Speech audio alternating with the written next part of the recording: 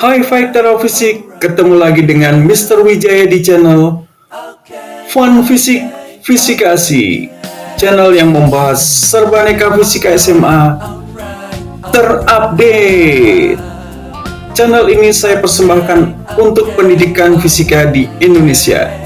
Dan untuk kemajuan channel ini, berikan komentar, like, dan subscribe-nya. Terima kasih dan selamat menyaksikan.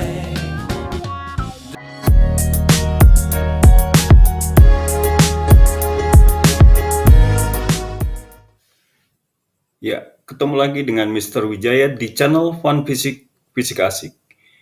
Pada video kali ini, Mr. Wijaya akan membahas soal-soal yang berkaitan dengan termodinamika. Kita mulai dengan soal yang pertama. Suatu gas dimampatkan secara isobarik pada tekanan 2 kali 10 pangkat 6 Pascal dari 0,5 meter kubik menjadi 0,4 meter kubik. Usaha yang dilakukan pada gas adalah, jadi di sini prosesnya isobarik. Isobarik itu berarti tekanannya tetap. Di sini tekanannya adalah sama dengan 2 kali 10 pangkat 6 Pascal. V1-nya adalah sama dengan 0,5 meter kubik. V2-nya adalah 0,4 meter kubik. Untuk proses isobarik, usaha itu dapat dihitung dari P kali delta V. Sama dengan berarti 2 kali 10 pangkat 6 delta V-nya adalah 0,4 kurangi 0,5. Sehingga di sini sama dengan 2 kali 10 pangkat 6. Di sini adalah min 0,1. Hasilnya adalah min 2 kali 10 pangkat 5 Joule. Atau di sini adalah min 200 kilojoule. Tanda negatif ini menunjukkan bahwa usaha dilakukan pada gas. Jadi jawabannya adalah D, 200 kilojoule. Untuk soal nomor 2 di sini diketahui kalor sebesar 3000 joule ditambahkan pada sistem. Berarti di sini Q sama dengan 3000 joule ditambahkan maka positif. Dilakukan kerja pada sistem, berarti usahanya adalah min 1200 joule. Karena dilakukan kerja. Berapakah perubahan energi dalamnya?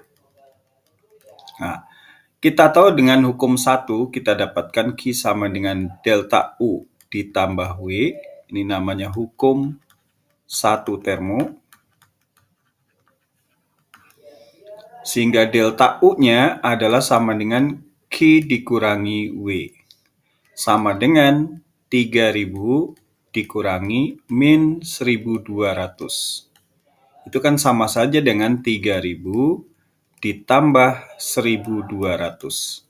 Sehingga hasilnya perubahan energi dalamnya adalah 4200 joule. Jawabannya adalah D. Selanjutnya soal nomor 3, suatu gas dalam tabung mengalami pemampatan secara adiabatik. Maka pada proses ini akan terjadi, di sini proses adiabatik. Adiabatik itu berarti tidak ada kalor yang keluar atau masuk ke dalam sistem. Delta Q 0. Lalu pemampatan, pemampatan itu berarti delta V-nya negatif, kurang dari 0, negatif. Karena volume akhir lebih besar daripada volume akhir lebih kecil daripada volume awal.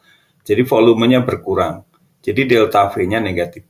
Maka usahanya juga negatif.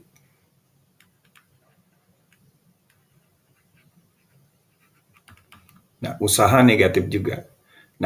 Dari persamaan hukum 1 termodinamika bahwa delta Q sama dengan delta U ditambah W, 0 sama dengan delta U ditambah W, maka delta U-nya sama dengan min W.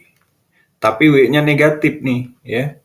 Maka di sini sama dengan min W. Menjadi sama dengan W, positif, ya. Nah, jadi kalau delta U positif, kita tahu bahwa delta U itu berbanding lurus dengan delta T. Kalau delta U positif, delta T juga positif. Berarti delta T itu lebih besar dari 0. Sedangkan usaha negatif itu artinya usahanya kurang dari 0. Jadi jawabannya adalah B. Usaha kurang dari 0, delta T lebih besar dari 4. Di sini tekanan konstan 10,6 Pascal suhu 10 mol gas helium naik dari min 20 ke 0 derajat. Perubahan energi dalam dan besar usaha yang dilakukan gas helium jika gas tersebut menyerap kalor sebesar 4 kJ adalah, nah, jadi pertama kita hitung dulu perubahan energi dalamnya, ya. Perubahan energi dalam itu sama dengan 3/2 NR delta T, karena ini adalah gas helium adalah gas monoatomik. Jadi di sini tinggal dihitung 3/2 kali N-nya adalah 10 mol, R-nya 8,314, delta T-nya dari min 20 ke 0 ini adalah 20. Nah, tidak perlu diubah ke Kelvin karena delta T dalam Celsius dengan delta T dalam Kelvin itu adalah sama, ya. Nah, kita bagi ini dengan 2. Nah, jadi sama dengan 3 dikali ini 10 kali 10, 100, berarti 831,4. Nah, kalau kita hitung ini kira-kira adalah 2,49 kali 10 pangkat 3 atau 2,49 kilojoule. Nah, kemudian di sini kita punya Q sebesar 4 kilojoule. Dan kita tahu Q itu sama dengan delta U ditambah W. Maka W-nya itu sama dengan Q dikurangi delta U. Nah, Q-nya adalah 4 kilojoule dikurangi 2,49 joule, kilojoule, ya. Sehingga hasilnya adalah 1,51 kilojoule. Jadi jawabannya yang benar adalah yang A, ya. Delta U-nya 2,49 kilojoule, W-nya 1,51 kilojoule. Ya, untuk soal nomor 5, besarnya energi dalam dari suatu gas monoatomik yang terdiri dari 10⁻²4 molekul dan bersuhu 400 Kelvin adalah, nah, jadi di sini yang diketahui adalah jumlah partikelnya, ya. Jumlah partikelnya N sama dengan 10⁻²4 molekul. Kemudian suhunya T-nya 400 Kelvin dan K-nya adalah 1,38 kali 10 pangkat min 23, ya. Joule per Kelvin. Nah, energi dalam itu bisa dihitung menggunakan rumus, karena ini gas monoatomik maka ini 3/2 NKT, ya. 3/2 N-nya adalah 10⁻²4, K-nya 1,38 kali 10 pangkat min 23, T-nya adalah 400. Nah, kalau kita bagi di sini 2 dengan 400, di sini adalah 200. Nah, sehingga di sini 10⁻²4 dengan 10 pangkat min 23 adalah 10⁻1, berarti ini ribuan, ya. Ribuan, sehingga di sini tinggal 6, ya, 2 kali 3, 6, kali 138, ya, 138. Nah, kalau kita hitung di sini, ya, ini akan menjadi sama dengan 8.280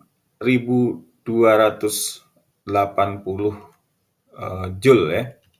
Kira-kira sekitar itu kalau dibulatkan adalah 8,28 kilojoule. Ya, jadi jawabannya E. Ya, soal nomor 6, sejumlah gas ideal mengalami ekspansi sehingga volumenya menjadi 2 kali semula. Berarti V2 adalah 2V1. Nah, ternyata energi dalam gas itu menjadi 4 kali semula. Berarti U2 sama dengan 4U1. Tekanan P2 sama dengan berapa kali P1?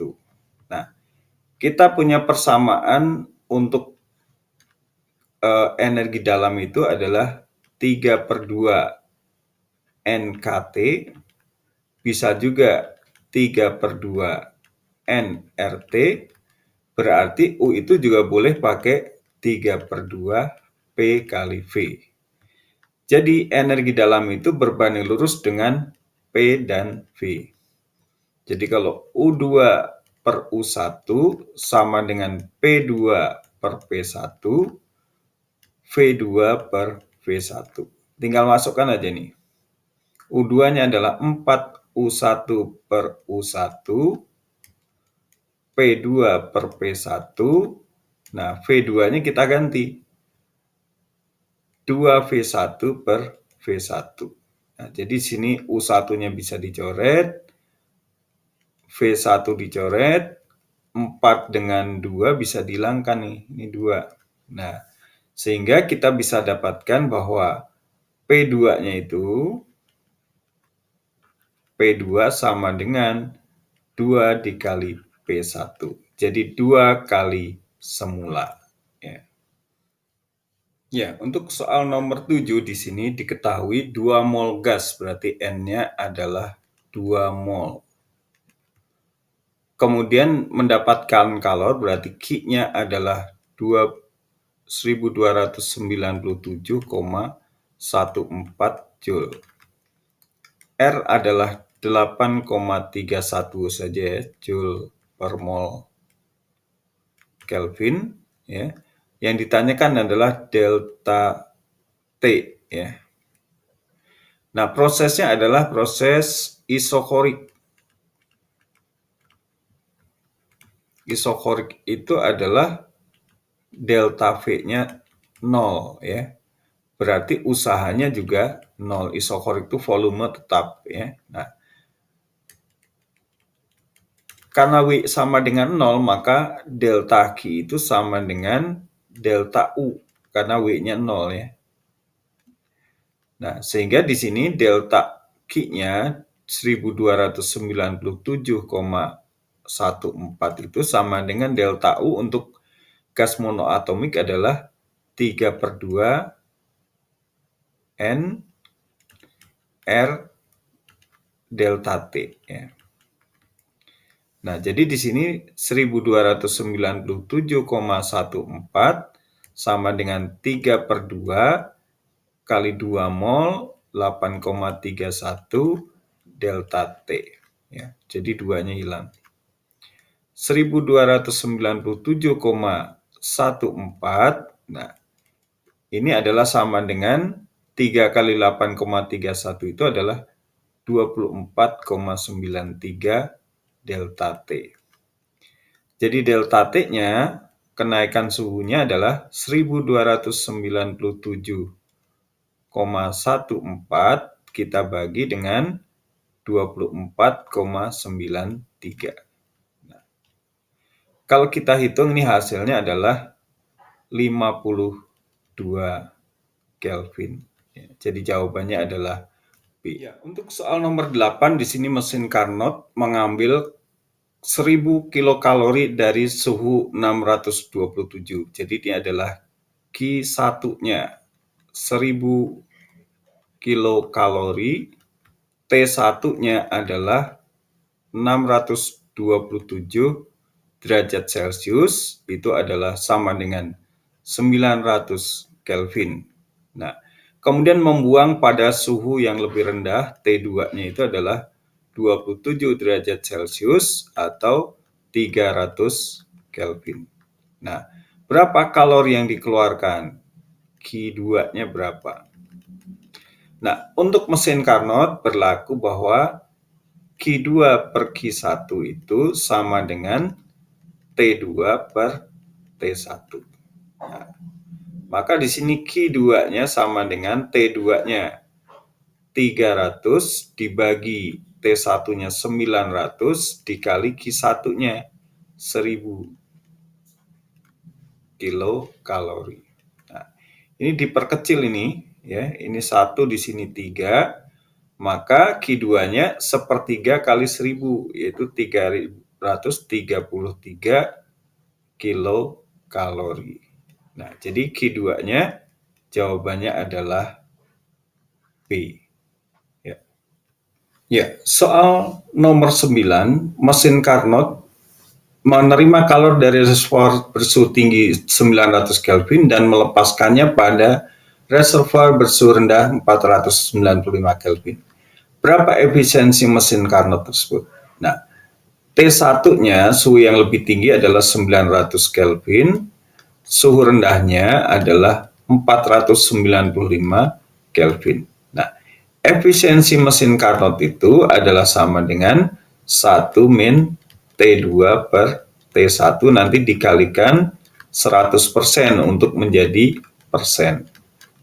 Nah, sama dengan 1 dikurangi 495 dibagi 900 dikali 100%.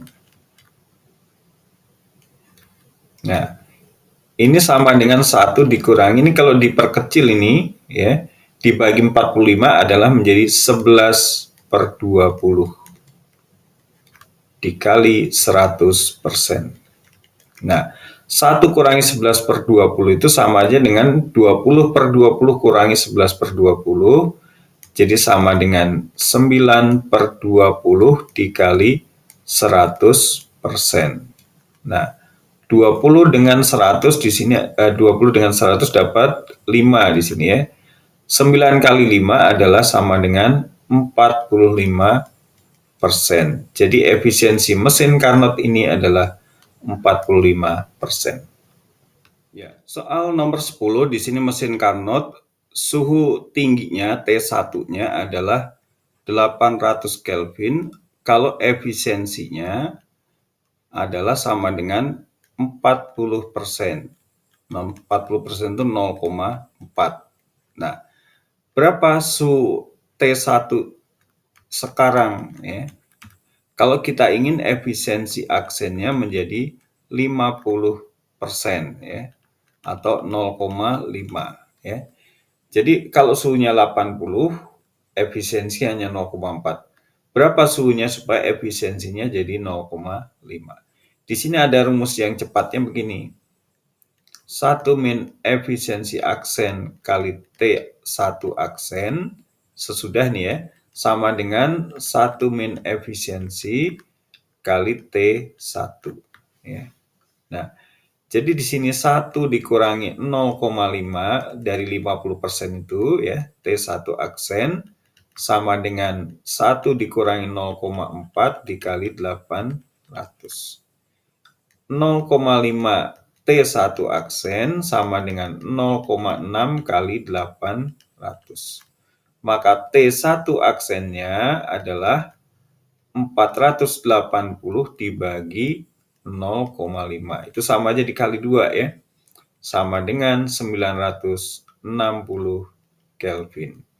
Nah, ini suhu tinggi yang baru ya, supaya efisiensinya menjadi 50%. Jadi jawabannya adalah B. Ya, untuk soal nomor 11 di sini sebuah mesin pendingin di mana suhu rendahnya T2 adalah sama dengan min 3 derajat Celcius atau 270 Kelvin. Suhu tingginya T1-nya adalah 27 derajat Celcius atau 300 Kelvin. Lalu melepaskan kalor Q2 yang dilepaskan itu adalah 450 Joule. Nah, berapakah daya listrik ya? Karena setiap detiknya ya. Nah, jadi kita bisa menghitung dengan rumus untuk mesin pendingin yaitu apa? Q2 per W sama dengan T2 per T1 min T2. 450 per W sama dengan T2-nya adalah 270 dibagi 300 dikurangi 270. Ya. 450 per W sama dengan 270 per 30. Nah, ini kalau kita bagi dengan 30, dapat 9, ini 1, maka W-nya adalah sama dengan 450 per 9, sama dengan 50 Joule. Nah, daya itu adalah W per T, ya. 50 Joule itu untuk 1 detik. Nah, sama dengan 50 Joule per detik itu adalah watt. Jadi, daya yang diperlukan adalah 50 watt. Ya, soal nomor 12, di sini suhu dalam ruang sebuah kulkas, berarti suhu T2-nya, suhu rendahnya, 17 derajat Celcius, berarti sama dengan 290 Kelvin. Suhu tingginya T1-nya adalah 27 derajat Celcius, berarti 300 Kelvin. Kalori yang diserap berarti Q2-nya itu adalah sama dengan 5.800 Joule setiap sekonnya. Ya. Nah, berapa daya yang dibutuhkan oleh kulkas tersebut? Nah, kita pakai rumus Q2 per W sama dengan T2 per T1 min T2. 5.800 dibagi W sama dengan T2-nya 290 dibagi, nah di sini 300 dikurangi 290. Nah, ini bisa kita bagi nih dengan ini. Ini 1, di sini 20 ya. Nah, maka di sini 20 per W sama dengan 1 per 10 ya. Sehingga kita bisa dapatkan W-nya adalah sama dengan 200 Joule. Nah, daya sama dengan W per T. Nah, 200 Joule itu dibagi 1 skon ya, sama dengan 200 watt. Nah, ini adalah jawabannya. Ya, untuk nomor 13, suatu mesin Carnot, suhu tingginya T1-nya adalah 400 Kelvin, efisiensinya adalah 40% atau 0,4. Nah, T1 aksennya suhunya dinaikkan menjadi 640 Kelvin. Berapa efisiensinya sekarang? Ya, pasti akan bertambah besar. Nah, di sini kita gunakan rumus 1 min efisiensi aksen kali T aksen sama dengan 1 min efisiensi kali T1. Ya. 1 min efisiensi aksen dikali 640 sama dengan 1 min 0,4 kali 400. 1 min efisiensi aksen kali 640 sama dengan, nah ini 0,6 dikali 400 itu adalah 240. Nah, kita bagi nih, bisa diperkecil ya. Ini 3, di sini adalah 8. Ya. Maka 1 min efisiensi aksen adalah 3 per 8. 3 per 8 itu adalah 0,375. Ya. Maka efisiensi aksennya adalah sama dengan 1 dikurangi 0,375 sama dengan 0,625. Nah, kalau dijadikan persen, ini akan menjadi 62,5%. Nah, ini efisiensi aksen. Ya. Jadi jawabannya D. Untuk nomor 14, ini masih mesin Carnot juga, suhu tinggi itu T1 adalah sama dengan 727 derajat Celcius atau 1000 Kelvin.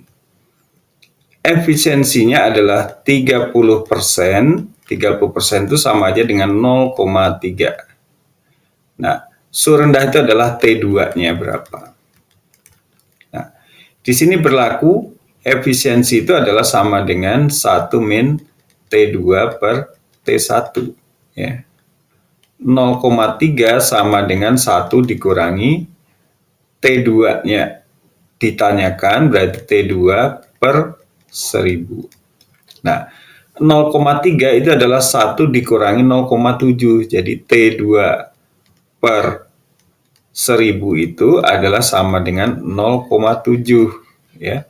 Maka T2-nya adalah sama dengan 1000 kali 0,7 adalah 700 Kelvin.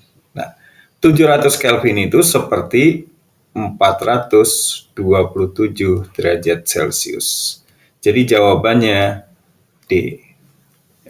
Soal nomor 15, soal terakhir di sini, sebuah mesin Carnot membangkitkan tenaga itu energi W, usaha, 2000 Joule, suhu tingginya T1-nya itu adalah 1200 Kelvin, T2-nya adalah 400 Kelvin. Nah, rumus efisiensi itu adalah sama dengan W per Q1. Efisiensi juga sama dengan 1 min T2 per T1 kalau ini mesin Carnot. Nah, jadi kita gabungkan dua rumus ini, maka W per Q1 sama dengan 1 min T2 per T1. Nah, kita masukkan W-nya ini 2000 per Q1 sama dengan 1 min T2-nya 400 per 1200. Nah, ini kita perkecil dulu nih ya. 1 di sini 3. Maka 2000 per Q1 itu sama dengan 2 per 3. Nah, kita coret nih 2 ya. Sehingga kita dapatkan bahwa Q1-nya adalah 3 kali 1000 ya. 3000 Joule. Nah, jadi jawabannya adalah B. Oke, saya kira cukup sekian dulu video saya kali ini. Jangan lupa like, komen, subscribe, dan share kepada teman-teman kalian agar video saya berguna buat pendidikan di Indonesia. Salam fun fisik, fisika asik.